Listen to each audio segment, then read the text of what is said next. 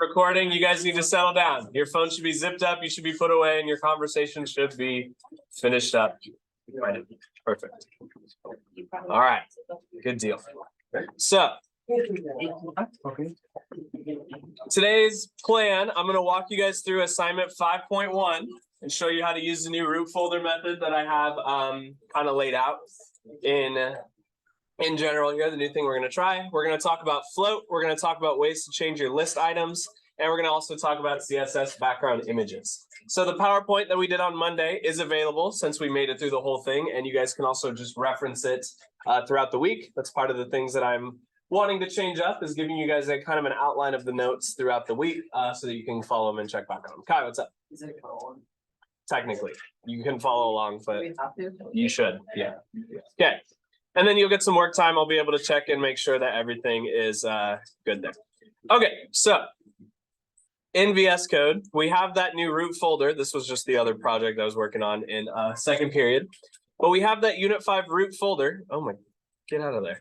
We have that Unit 5 root folder that we can use to start creating our specific HTML files instead of entire subfolders for each assignment. You're going to have one chapter that you're going to turn in at the end of the unit instead. So if I go into my 6th period web design OneDrive folder, I have this whole mess of all the other stuff we've done from Unit 4, but I'm looking for that Unit 5 root folder that I did create right here. So I'm going to select that, and the inside of that root folder at the moment should really only have an index page and then a something going on in here. Did we already do this? Yeah. Like Monday. We already did float and stuff. Oh, wait, what? Did we do, hold on, I'm confused now. We haven't done, we haven't saved the pictures of Mr. B and the logo for Mr. B yet, right? Is this new, or did we do this? Wait, no. This is new. Okay, cool. I must have been making sure that it worked. Okay, perfect. So let's go, your index page. Let me actually delete all these. We're gonna start from scratch. Let's get rid of all this junk. There we go. Okay, so the only thing that you guys should have on your Unit 5 root folder so far is kind of your table of contents, your main index page like this. So if I go live real quick, the only thing that should be on there is the little bit of text. Usually it'll have your name, your period, and your the unit. So I'm actually going to change that real quick. You can think of this like what you would label your chapter for Unit 5. This is P6, Unit 5. And then the only thing that should be on the only thing that's required on this index page are anchors to each of your specific assignments. After that, you can put whatever you want on there. Right now, all I have is some cool math games. But if you wanted to decorate this index page however you wanted, that is totally up to you. And totally optional, absolutely not required. So what we're going to do is inside of this root, the only thing that should be in there right now is that one index file. We're going to create and set up all of our index and style sheets for 5.1. And this is how it'll be set up throughout the future of this class. So you have two options. Remember the big rectangle. You can see big blue rectangle means that I'm in my main folder. I'm selecting the entirety of the root here, the Unit 5 root. Solid means that I'm creating or I'm adding some subfolders. We'll get to that here in just a second. So just keep in mind, solid for subfolder, big red for big folder. Okay, so I'm going to click on my new file icon, or I can double click with my mouse to automatically add a file, or you can middle finger click and then go new file right here. I'm going to do that one. So right click or left click, excuse me, pointer finger click to get in the root folder, new file, and I'm going to name this one as if I were setting up a root for the whole thing of 5.1. So B. Blakeney, P6, 5.1. But I'm not going to hit enter yet. This is where I would stop on previous assignments, previous projects. I'm going to add the .html file extension this time, and that's going to be where my 5.1 progress, whatever I'm showing you in class or we're referencing, stuff like that, it's going to go into this document instead of its own root folder. So I'm going to start this like a normal HTML file. Oh, not like that. Just going to type HTML and then click on HTML5 here. Change my document to be the canvas naming scheme of your name P6 5.1. And then I'm just going to throw a little bit of placeholder text that we'll get back to here in just a second. You can type the letter of the tag that you want to create. Like if I wanted to create a paragraph element, I can hit P and then just click enter. That's going to auto add my start and end tags. Or you can click or type the letter of the tag you want to write, like img, div, table, whatever. And then you can click on this wrench icon and it will do the same thing. It's exactly the same behavior as entering. So inside of my paragraph, I'm just going to say this is 5.1, and I'm just going to save it for now because we'll go into that here in just a second. When you guys create a new HTML file for a specific assignment, hi, welcome in, we're in the Zoom room. When you create a new HTML file for a specific assignment, you need to link it back to your table of contents here. So I'm gonna go to my index for my Unit 5 root folder, and then underneath my name, my labels and stuff like that, I'm gonna hit A and then type A and then hit enter. When I hit enter, it's gonna automatically add my start and end tag and whatever relevant attribute I need for that kind of tag. Like image, it adds src and alt by default. Anchor is gonna add the href by default. I'm just gonna put inside of these quotes, just like a normal anchor link that we've done a bunch of times, the name of the new HTML file that we just created for 5.1. So now if I were to go to my index page, my table of contents here, let me actually go back and save this. My live server might be broken. It is. That's fine.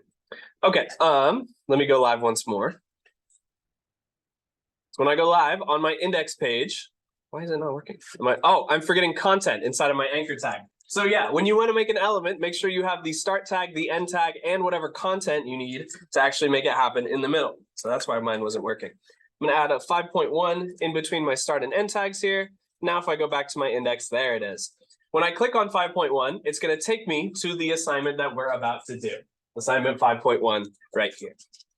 So the new steps, the new kind of process is when you start a new assignment for my class, you'll make the HTML file, the style sheet that goes with it, which we'll do here in a second, and you got to connect it back to the table of contents so that I can see it when you submit your one root at the end of the unit. So let's make our style sheet specific for 5.1, specific for the CSS that we're going to be working with today.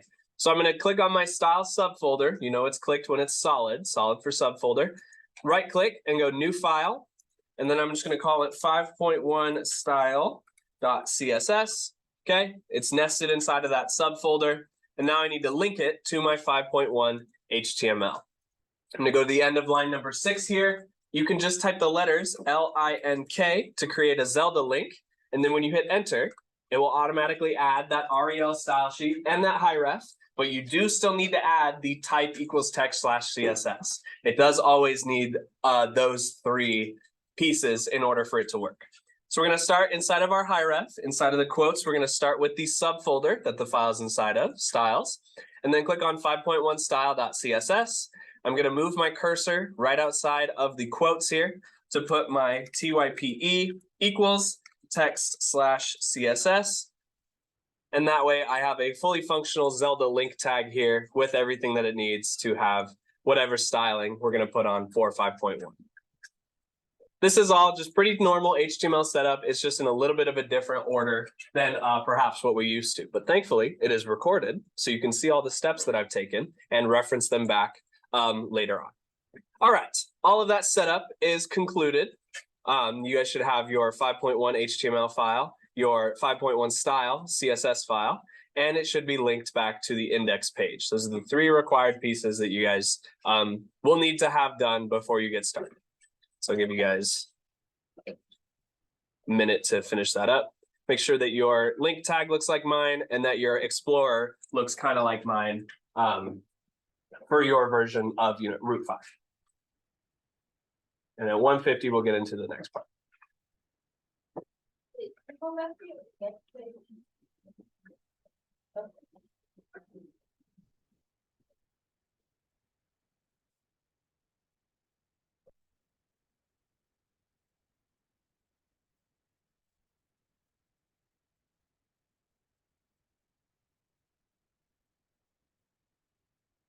And then yours should look like this. Your style sheet should be blank at this point in time.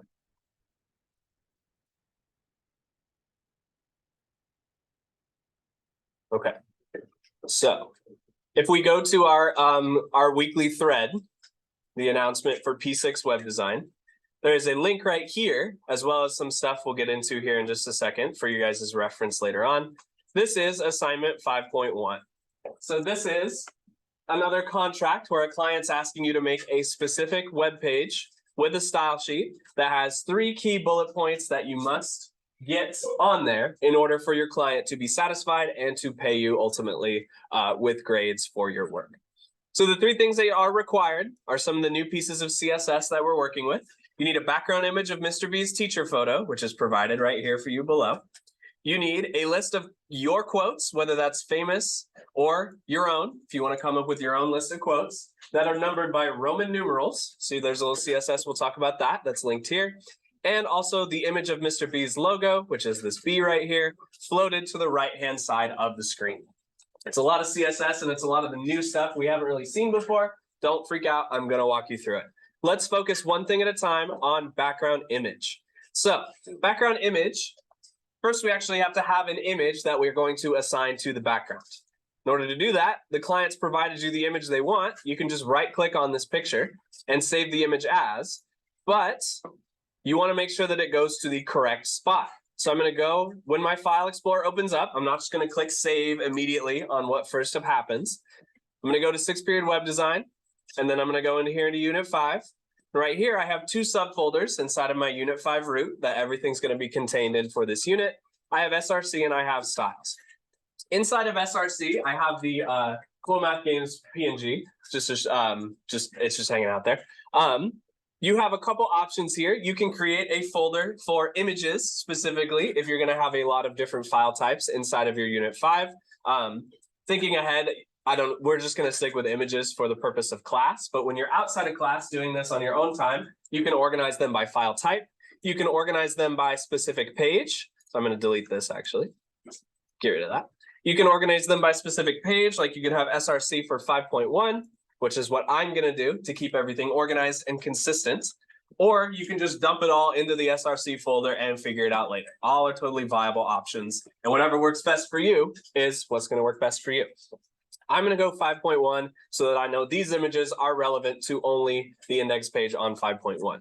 You can see my entire path here goes from OneDrive, semester 1, 6th period web design, unit 5 root, SRC, and then 5.1 is the final destination for this file, which is where I'm going to just click save. Now, you only have to do all that work one time because on this same page is the other asset that the client wants you to use, the B logo. You just right click, save image as. It's going to remember the exact same path that you just established. It's going to reopen that. And it's already where we want it to go. So now I just have to click save on that second one. And you know you've done it correctly within your VS Code. You go to SRC, and then there's one for 5.1 or whatever folder you want to put here. And that you can see these 2 files right here. So now that you have my face on your OneDrive, please use it wisely. I don't want to see any posters up that you've created, that you've made. You also have my logo if you ever wanted to impersonate me. Now you can. Anyways, so inside of our 5.1 subfolder here, we've got all of our stuff nice and organized. Let's set a background image. So inside of the body container is the visible portion of the website. Everything you put within these 2 tags is what your user can interact with on your site. But setting a background image is not used in HTML at all. It's entirely used in CSS. The reason I bring it up is because we need to set a rule for our body as our selector so that it affects the entirety of the visible page. So if we go into 5.1 style, body is going to be our selector. That's the thing we're writing the rule for. And what we're trying to change about the body inside of our curly brackets is we're going to set the background dash image, this one right here. Okay, so your CSS should be looking like this so far. The property for background image, because we're telling our computer to search for a specific thing, is URL, Universal Resource Locator, and the parentheses. It's going to have this little cube icon when you type it in VS Code. When you click on that, it's going to auto add the parentheses, but we're not quite done yet. There's 2 more pieces we need before we can actually assign a background image. Inside of the quotes, inside of the parentheses, you need a set of quotes. So your background image should be looking something like this. And the third and final step is that .. which is that new thing that we're introducing within Unit 5. If you think about your subfolders as a staircase or like a pyramid or some other kind of tiered system, the top of the staircase is a door. It cannot look through whatever door is at the top of the staircase. It's closed. This CSS file currently only has access to whatever is on its staircase. Yeah, Divya. Wait, what am I putting source? Like, It- Oh, in SRC, you put your subfolder name and then whatever files you need for that specific page. Right now I have a 5.1 and then 2 pictures right there. But with our style sheet, I cannot look past the styles folder until I go into my quotes here and I add 2 periods and a slash, // That opens the door at the top of my stairs and allows me to access the files outside of the folder that my CSS currently lives in. So then I can go click on SRC, I can click on 5.1, and then I can click on the thumbnail image 002. That's my student ID picture, or my teacher ID picture, I guess. That's going to assign to the body that image, because we need the path, but in order for the path to be found, you need this .. in order for it to appear. So your CSS should look something like this if you're trying to set a background image. I'll let you guys copy that here for just a second. Your files are going to be differently named than mine. So as long as you start with that .. you click through the file names and subfolders that you set. This is just what mine looks like because I kept it all defaulted and organized by page. Yeah. I can't find my image. Okay. So is it in your? Every single file that wrote. Everything. So start with, The biggest file would be. well, because this sound. You're gonna move that one into the solid, let me know. Back. Now go back to the activity. Back. Now it should be. Okay. Are we good? Do you guys need some more time? Do you have a question, Braden? Okay. Can it wait till we get to the work time? Let me show you how this works real quick and it might solve your issue. Okay, so this is what my CSS looks like. We have a universal resource locator and then that .. allowing us to look outside of our folder here. If I were to, I don't know if I have it live still. I don't. I keep closing my live server. So this is my index page. If I go to 5.1, this is quite a dashing set of background images, if I do say so myself, but it's too many. This is not what the client is asking for. Now, sometimes in the web development world, more often than not, the client is going to be very specific in what they want. The client is always right, especially when they're wrong. So keep that in mind if you decide to become a developer outside of high school. So my client is looking for, oh, we didn't love this. Let's do one background image as compared to all of these lovely Mr. B's taking up a lot of our body tag here. To fix that, you go into your body CSS container, just like we've been writing with. And the next property you can adjust is the background dash size. Background dash size, if I spelled it right. After you go background dash size, has a ton of different options, but we're just going to focus on the 2 orange ones that start with C. If I set it to contain, you think, oh, for sure, that's going to contain the single image to the available space on the viewport. Awesome, that's a great option. Let's go with that one. So if I set my background size to contain, it does not exactly have the effect that your client is looking for. You said, oh, we don't want that many Mr. B's. And I said, what if I added 100 extra more, right? Too much. That would get worse. That is not what we're looking for, exactly. So contain, I'm not exactly sure why it behaves like this specific with background image, but it's going to try to take up as much space as possible with as many of the files you provide it as possible. So you don't want to use contain necessarily for background image, at least. The one that you typically stick to, the one that I typically stick to at least, is going to be cover. So we're going to set the background size to cover, and that's going to create a much nicer effect that our client is looking for here. One image taking up as much space as possible. And then if I resize my viewport, it's going to scale in a way that's nice and appealing to the eye. However, you might be noticing that with background size set to contain, there's another sneaky little Mr. Blakeney appearing at the bottom of the screen here. Okay, the client is also not looking for that. The third and final thing that you can adjust on your body tag inside of your body container is the background repeat. This is how many times your image that you've set here is going to repeat across the available space. So that's going to be background dash repeat. Again, there's a ton of options. You can repeat on the XY axis, the east-west part of your web page. You can repeat on the Y axis, the north-south part of your page, or you can just set it to no repeat if you do not want it to repeat, which is what our client wants. Now, since the client is always right, especially when they're wrong, there's going to be a little bit of white space down here at the bottom. That is fine. The client has given you a task. You have met the client's ask. You are good. That part is fine. So it's just something to keep in mind that it's not always going to be exactly what you're looking for, but sometimes they want a specific thing and it's best to just abide by their needs. Typically background images are going to be more landscape. This is literally a portrait, so it's going to have more vertical space than horizontal space, but that's fine. This is just for example's sake. And these three pieces are what your background image should look like. I'll give you guys a second to copy these down. Yeah. When I made a separate folder for the SRC 5.1, it's like it just added like a flash to the main SRC. Same with me. That's okay. I'll help you. It's still there. It's just it's configured exactly like this in your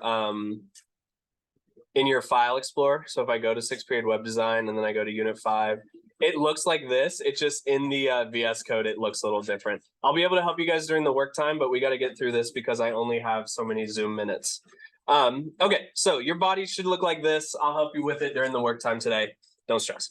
Okay, so the next thing that your client's looking for, moving on, is a list of quotes, famous or your own, numbered by Roman numerals. To change your list type, we first need a list. We'll get into that here in just a second. But first, I need some quotes and I need a list to put them on. So we're going back to the HTML. We're providing some structure. I'm going to get rid of this placeholder right here. How do I start a list? There's two ways. Either orders list, so like that container, and then you have to put list types, or Exactly. that's with numbers, or it's like UL and like visible ones. Exactly. So you have UL, which is unordered list, which is a bullet point list, or you have OL, which is an ordered list, which is a numbered list that counts up from 1. I am going to do a UL and then just hit enter. It's going to auto add my start and stop, and then hit enter again because this is a container. Inside of my UL container, I need LI for list items. So I'm going to type LI, hit enter. These are going to stay on one single line because these are not containers. These are more like sentences. And so now I need some quotes. Somebody give me a quote that they want to put on their web page. Okay.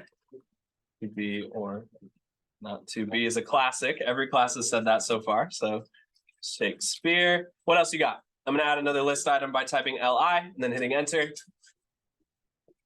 I know y'all got quotes. You must be the change you wish to see in the world. Sure. Be the change you want to see in the world. Do you want attribution on that or do you know who said it first? Gandhi. Oh, okay. Gandhi. All right, what else you got? Color's the way to go. Color is the way to go, you said? Yeah. Okay, is that you saying that or is that a famous person? Me. Cheyenne, Venkat. Okay, I need 2 more. Your client needs five quotes for their site. What else you got? I'm gonna add a few for time. We got hey Vsauce. Visa. Hey, everyone, Dan, you ever put that diamond mine card? God, I can't type. Mike, jeez. EL. There we go. That's Vsauce Michael, of course. I have one. Okay, what you got, Naomi? Connection terminated. I'm sorry to interrupt you. See if I can type that fast. Connection terminated. Sorry, that better be school appropriate. Interrupt you. Elizabeth. Who said that? How do you spell? It's from Fantastic. Oh, gotcha. Oh. One of my friends, like. We're gonna spell it like this for time. Okay. All right, so we go back to our output. We can see that our list is the normal default bulleted for UL. We want to change that to upper Roman because we want Roman numerals. We're going to do that with CSS. Now, the way that you can use CSS is you can assign one set of styling to multiple different selectors in order to improve your efficiency in CSS or just to make sure that everything is a little bit more concise and related to one another. So what I could do, the old way that we're used to, is I could set a rule for the UL And then I could set a rule for the list items, but if I both set them to upper Roman, that's a little bit contradictory and conflicting, where it's just two things that do the same. We don't want to do that. What you can do is type UL as our first selector, your unordered list as a container, and then you can add a comma and then write LI to also make whatever CSS we're about to apply affect list items, then a curly bracket, and then we can put the specific styling that we want to put here, like list style type, and set it to, we'll go upper Roman. This is the exact same as writing this CSS for both the UL and the LI, but by adding the comma to the selector, we're able to make the CSS affect both of them at the same time. So if we go Control S, go back to my output, which is here, you can see even though it's an unordered list, by setting it to a list style type that's different from its default, it is still going to count up in the way that you would expect from list item 1 all the way to list item X, whichever one is last. So your CSS for your list should look something like mine. I'll give you a second to copy that. Last thing we're going to talk about is float, and then I'll help you get these all set up with the remainder of our class period today.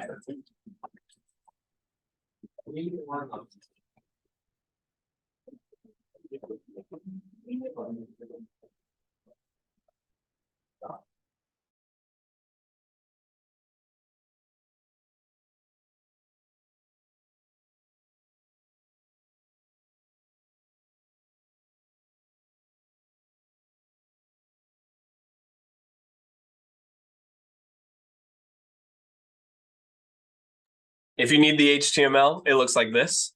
This is just a normal unordered list. I'm going to close my Explorer real quick so you can see it all. Your HTML should be looking like this. I know I spelled Henry Emil wrong, but hold on.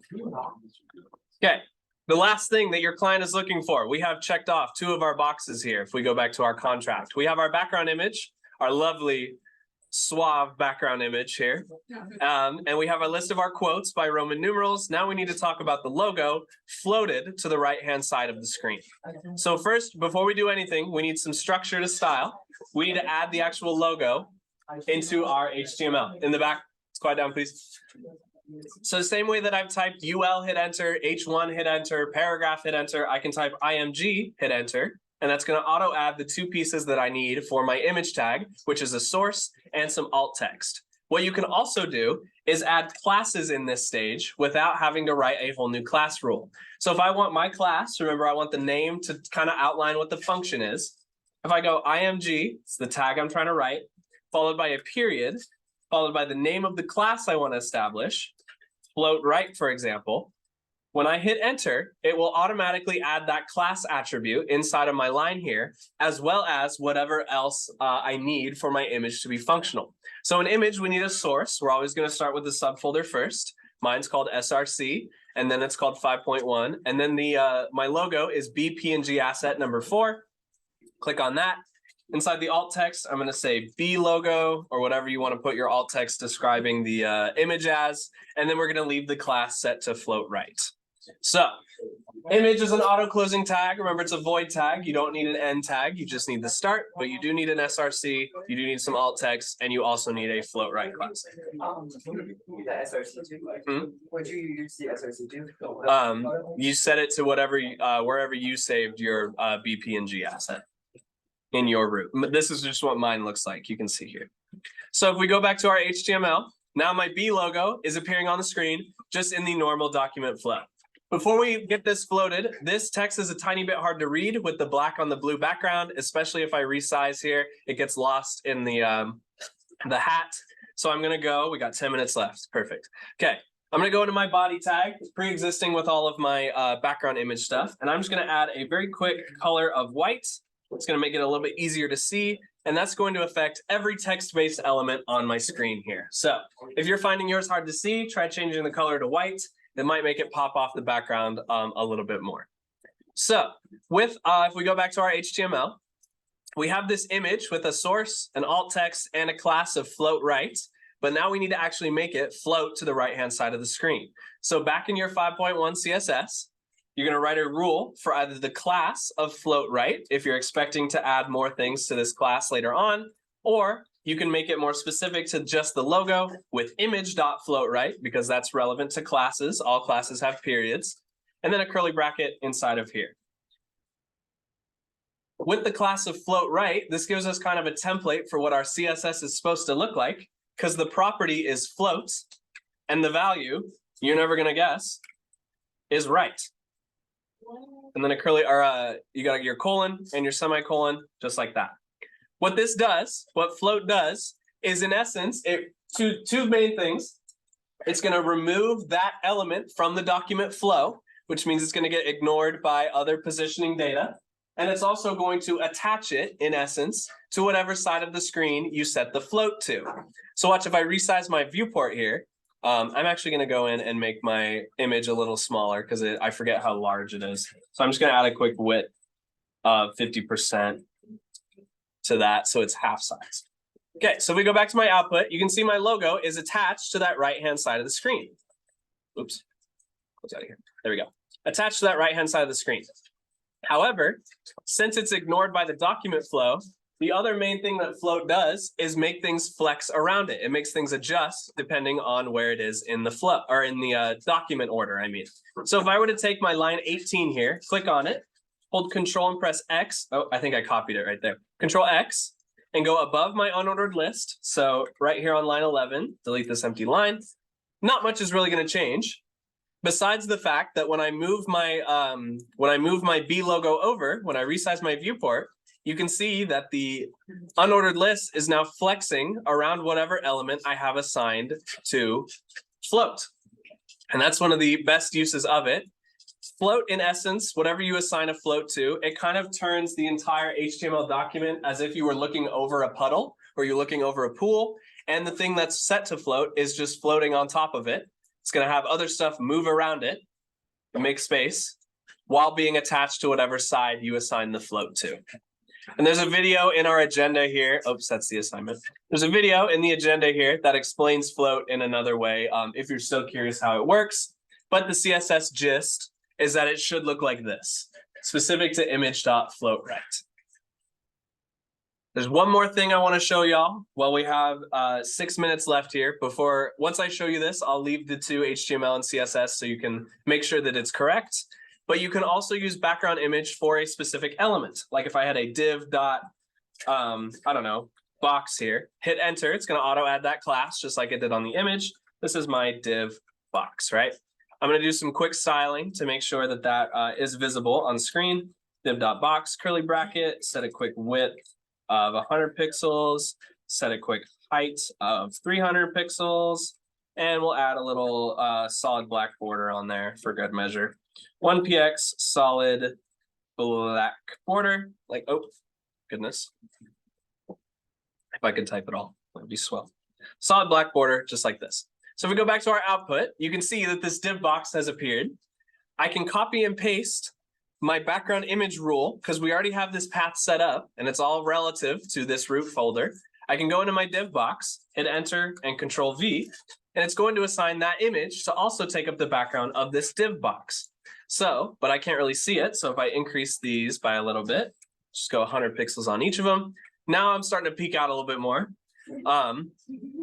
And I can also apply the same rule of background size and cover to my div box. Same rules apply, even if you're not setting it for the body, you're setting it for a specific element. I'm actually going to change, we're going to change this to contain. So we get a bunch of Mr. B's. Oh, it's set to no repeat. Let me take that no repeat off real quick. That's not what I wanted to do. There we go. No repeat. There we go. So now, however big my div box is, that background image is going to try to fill as much of the available space as possible. Sophia, you had a question? Are we also? You don't have to do this. This is just an example of how you can use background image on specific elements. Devere, you got a question? No, you don't have to do the div box. Okay, so that is all the things that you need for 5.1. I'll be using the rest of the block day helping you guys get those finished up, making sure they're all good. We have 4 minutes left in our Zoom room here. On your index page, you can decorate it however you'd like, and you'll know that it's all working correctly. If I'm going to close my server on 5.1 real quick. I'm going to go into my index page, go live on that. You'll know that it's working and that it's done correctly when you click on 5.1 and it takes you to the exact progress that we've done today. So the way this works with submission is you'll turn in your whole route. I'll start at the table of contents. I'll say, okay, let's look at grade what we were doing for 5.1. I'll click on your 5.1 and then I'll be able to see, you know, how much stuff you copied or not copied, but like, did you follow the instructions? Did you meet what I was looking for? Stuff like that. And then I'll just go back to your table of contents. When we do other assignments, they'll be next right here, whatever. You can decorate this space however you want. You can put whatever CSS you want on your front cover of your notebook. You can put, as long as it's school appropriate. You can link me to whatever, you can experiment. I want you guys, it's not required, but I want you guys to have some fun with these index pages a little bit. Kind of as a sandbox that you can experiment with some of the HTML stuff with. Again, totally not required. It's totally fine if it looks like this. But yeah, this is what I'm looking for on the index page. And this is what I'm looking for 5.1. We got 3.5 minutes left in the Zoom. I'm gonna close this before I get kicked off. Your HTML, oh, that's my index page. Your HTML for 5.1 should look something like this. Your CSS for 5.1 should look something, once I get a split screen here, like this, as best you can. So I can't zoom out, unfortunately, but I can do one of these. See if I can adjust these windows a little bit here. Something like, actually the CSS is a little bit, I don't know. But if you've been following along, there is the video that you can reference as well. But this is kind of a quick check to see if your CSS is on track for 5.1. If it looks like that, you're in a good spot. If not, totally fine. I will help you get to this spot before the end of the period today. Your goal is to finish 5.1 before the bell for flex. Does that sound good? Any questions that are general? Because I can help you with the specific ones in a second. Are we all good? Okay. I'm gonna let the Zoom run its course, and then I'll upload the video, and we'll go from there. Yeah, no question.